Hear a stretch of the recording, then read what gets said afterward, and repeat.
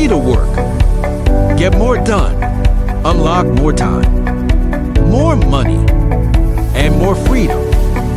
Join us as we explore the challenges and power of making work visible. Welcome to the Visible Workplace Podcast with Dr. Tom Raleigh. Now, let's get into today's episode.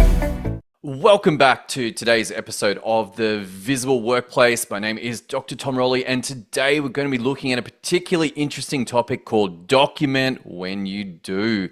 What does document when you do mean? Well, this is a challenge because when you're going through work, you may or may not be using the instructions. These instructions would mean, hey, do this, do this, do this. And it's easy to go ahead and, in your mind, create a list of things to do, and yet they have very little relevance when you come to do them. What I found is that it's only when I'm actually doing the work that's when I find out what the steps are. And I will use this as a way to say, you know what, let's start with something simple. Let's sketch out what I think the processes would be, think what the steps would be, and see how it goes. Not very detailed, not very attached to it being perfect at all, but enough to get started. And then when I am doing the work, this is when I can go through and go, yep, this is step number 1. This is step number 2. Oh, step number 3, not appropriate. Delete, get rid of it, or change it to the actual step number 3. And as you go along and do the work, what you'll find is that there are small improvements in terms of what the instructions actually are, how they're written, but also the order can change, the ability to say, hey, this is my part of the work and that's your part of the work, so we can assign different people to different parts of the workflow. And this really opens up for a very powerful experience within business. Now, as you probably know, having been on the podcast for a while, or if you haven't, then go back and listen to a couple of episodes where we're talking about the Magic Boards method. And this is the idea that I just don't want the steps or the instructions documented. I also want the results.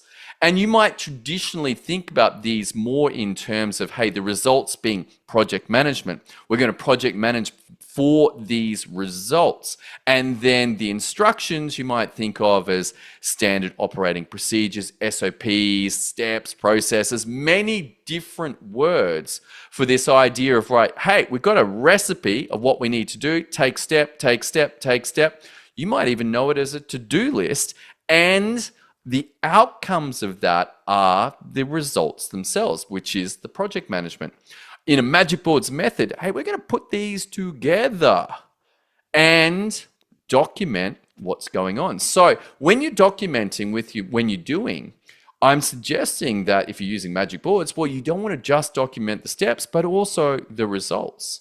And this works very, very well. It's like, oh, actually, I want a different result than we've been getting. I need to change my results and then look at the steps that would give that results. Or perhaps the other way around. I'm like, hey, I want these results, but the instructions don't actually lead to them. Okay, we need to change the instructions. But this direct connection is very obvious between the work that we do, step 1, step 2, step 3, and the outcomes. And this could be just one single outcome. Hey, do these 3 steps and you get one outcome. Or do these 3 steps and get like a whole bunch of outcomes. Both of those are possible. But you won't know it unless you are looking to document when you are doing the work. This is when you learn whether the instructions are accurate, whether the results are accurate. And this has been a challenge. This is something that I was working with, and I'm like, you know what? When I make changes and improvements, they're happening on an active board, an active Magic Board. Let's say that you've got your instructions and your results together, and I'm finding that I'm making improvements, but it's only going to be on that one particular board unless I can save it back to my library of templates that it came from and update it. Now, this sounds simple, but until I was like going through it multiple times, I'm like, this is so frustrating. I used to literally go back to the template, the original, and make the changes. But if you've got 4, 5, 6, 8 changes that happen on a project, then it's a lot of changes to make. And the risk of errors was much higher. And then I realized there was a much simpler way. Well, just make a copy of the active one and replace that into the library. So let me run through the sequence of events here. So this is assuming that you've got some kind of template that you're working with. You're like, hey, here are these 3 steps and here's this one result. Let's keep it nice and simple. I'm going to make a copy of that template and bring it into wherever I'm actively working, a list of active business things that are going on, and I'm going to work on it. If I don't do that, guess what happens? Well, you end up with all of the work that's being done contaminating the template. And next time you go to use it, well, you'll have all of those things that was relevant to whatever the work was, but that may not be relevant anymore. So you want to have an original, just like a photocopier. It's like, hey, I've got a set of questions with some blank lines. I want to make 5 copies of it, and you can answer those 5 questions in 5 different ways, and you'll end up still with the original being blank, and then the 5 different copies with all of their different work having been created. So let's review that. Okay, so we've got a template that we copy in order to be able to work on the copy and not contaminate the original. But when we document, when we do, we go through and we find that there's improvements, there's changes, there's things that could be labeled better, named better, ordering improvements. All of these things are happening when I am doing the work. But the changes that all of these are happening on is not on the original. It's on the copy. And so now, if you don't make those changes to the original, they'll be lost. You won't have them. You're like, next time you come and do the work, guess what you're going to get? You're going to get the original, not the improved version. So what we need is a way that we can get those improvements back and update the template. This can be done manually. You could open up the 2 and go, okay, that changed, that changed, that changed. This is a major pain. This is not much fun. I have tried it. It's like, particularly if you have a multiple number of things. If you're just making one change, no big deal. You can get back to the original, make that one change and go, okay, cool. But sometimes you'll have multiple changes, big changes. And in that case, you do not want to go back to the original. What you want to do is just make a copy of the active board and replace it as the new template. Now, once again, guess what you got to do? You got to clear out the old results. Otherwise, the very original will have whatever the active one's contents were. So you got to clear out the stuff. You go, okay, not that, not that, not that. I don't want those results. So this could be a link to a spreadsheet. This could be a link to a Google Doc, a link to a Canva file, a link to a Photoshop file, whatever it is. It's the links, but they're only relevant to the work that got done. So we have this core problem in business. That one, first of all, we've got documenting when we do. Are you even doing that? Or is everybody just trying to remember it? The problem we've got is that there's so much data and there's so many things that we're dealing with. Different software, different procedures, different. It's overwhelming, and then mistakes happen. Errors happen. And we get to the end and go, that didn't work that well. That wasn't right. We were meant to check that the light got turned on before recording. We were meant to make sure that the correct camera was checked. We were meant to make sure that the computer had been updated before we recorded. All of these issues that should have been dealt with, but because people are trying to remember them, It's too hard. We are dealing with so much work, so many different ways of working that it's too much, unless we have a checklist or a documentation of what to do. And if we have that, then we get accurate work. Then we can say, hey, team member A, can you do this work? And they're like, what work? Well, here's the list. And they're like, okay, great. Well, what's this meant to do? And here's the results. And they can see, and you can see. And we know that when these things are documented, then accuracy increases. But there's a lot more benefits. It also means that you're no longer dependent on particular people knowing what to do. And if you want to expand this, then let me give you two scenarios that this could be extremely effective for. Number one, you are selling your business. If the way you do things is not documented, if your project management is inconsistent and not documented, your valuation on your business will be significantly less. You might only get 1 or 2 times profit or 1 or 2 times revenue. But if it's documented, this is why it's worth so much more, because a owner can buy it and put people in that's not them. They can say, yep, this business can run without me. I can buy it as an asset and I can oversee it and I can take profits, but I don't have to work in it because everything's documented.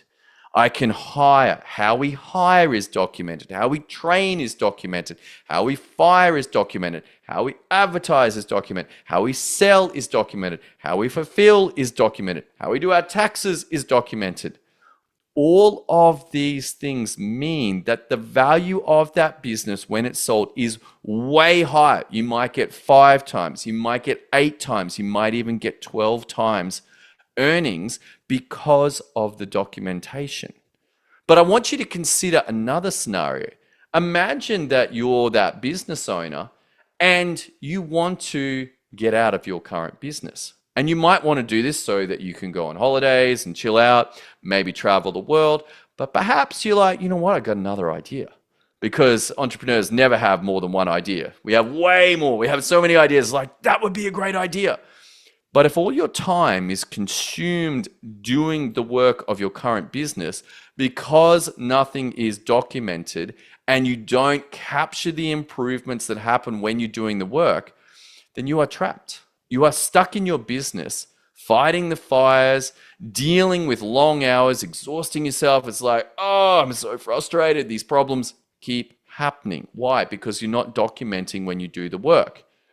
You don't then have a library of workflows or magic boards that you can use and go, great, we have to do this work this week. We have to record a podcast. We have to pay taxes every quarter or yearly or whenever it comes up. We have to do these things on a schedule, or something happens and we now need to do something. A new lead comes in.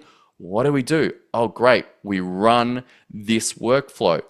Or you have to make it up every time.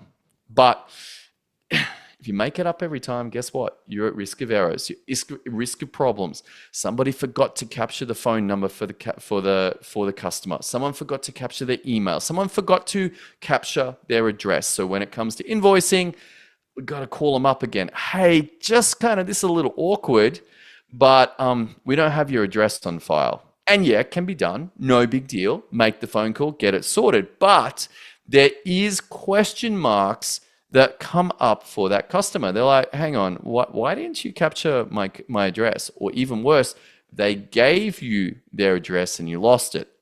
Now they start to wonder, what else is getting missed? What other problems have we got?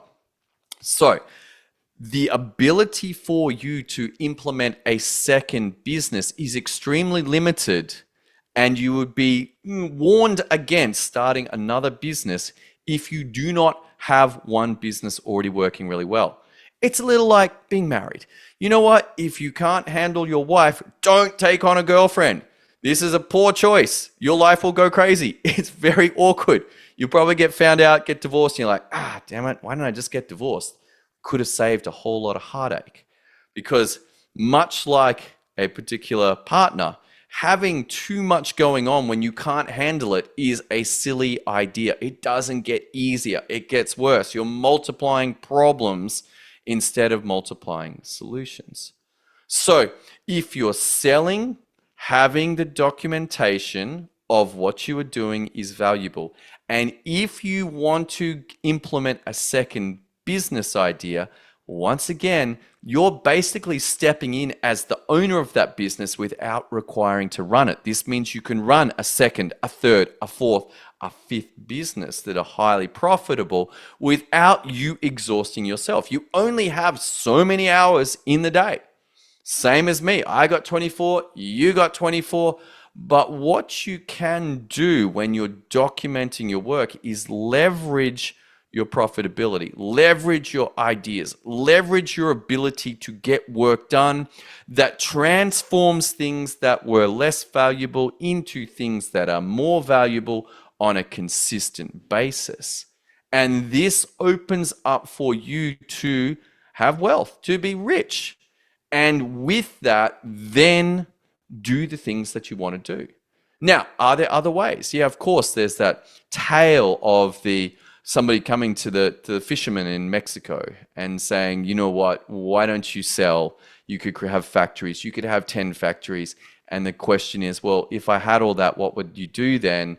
I'd come back and fish. It's like, well, why don't you just fish in the first place? I'm assuming that you have some ideas that you want to implement, that you are in business because you want to make the world a better place.